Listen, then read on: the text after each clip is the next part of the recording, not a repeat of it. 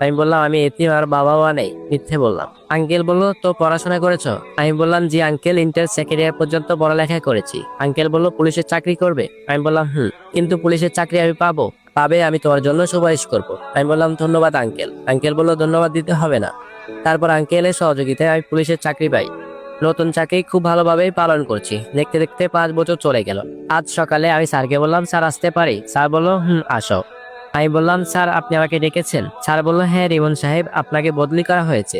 আমি বললাম কোথায় বদলি করা হয়েছে স্যার? স্যার বলল আপনাকে বরিশাল থানায় বদলি করা হয়েছে, আর 2 দিন পর আপনি সেখানে জয়েন করবেন। আমি বললাম ওকে স্যার, তাহলে আমি যাই। তারপর স্যারের রুম থেকে চলে এলাম। মনটা খুব খারাপ হয়ে গেল।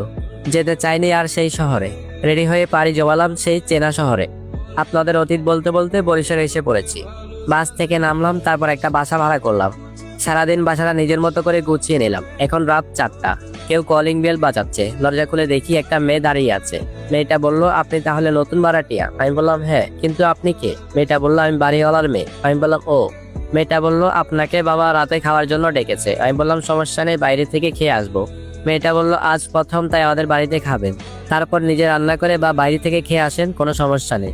আর এখন খেতে চলুন। আমি বললাম হ্যাঁ চলুন। মেয়েটা বলল আপনার নামটা তো জানা হলো না। আমি বললাম জি আমার নাম রিমন। আপনার নাম? মেয়েটা বলল নীলা।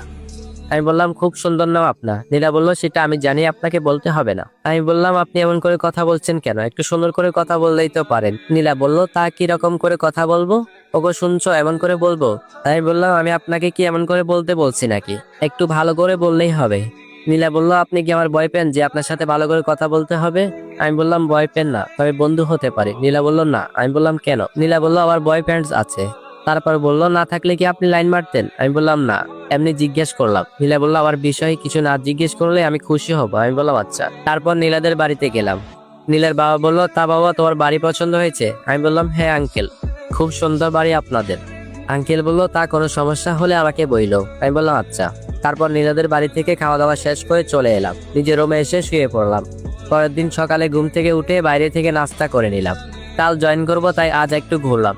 এখন এসেছি সেই চীনা পার্কে। অনেকবার বন্ধুদের সাথে এখানে এসেছি। হঠাৎ চোখ গেল একটা বেঞ্চের দিকে। আমার ফ্রেন্ড আশিক একটা মেয়ের সাথে বসে আছে। মেয়েটাকে চিনি না। আশিকের বউ হবে হয়তো। 5 বছর চলে গেছে, বিয়ে করে নিয়েছে মনে হয়।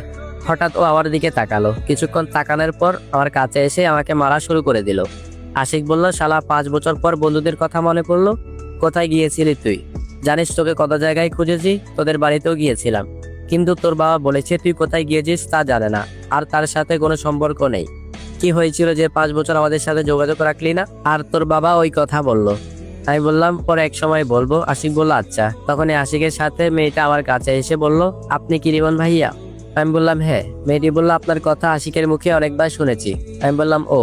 আশিক বলল দোস্ত এই হলো আমার বউ তিশা। আমি বললাম শালা আমাকে না বলে বিয়ে করে ফেললি? আশিক বলল শালা তোকে বলবো কেমনে, তুই আমাদের সাথে যোগাযোগ রাখিস তাই। আমি বললাম তুই যাই বলিস না কেন, তোর বিয়ে খেতে পারিনি তাই এখন তুই ট্রিট দিবি।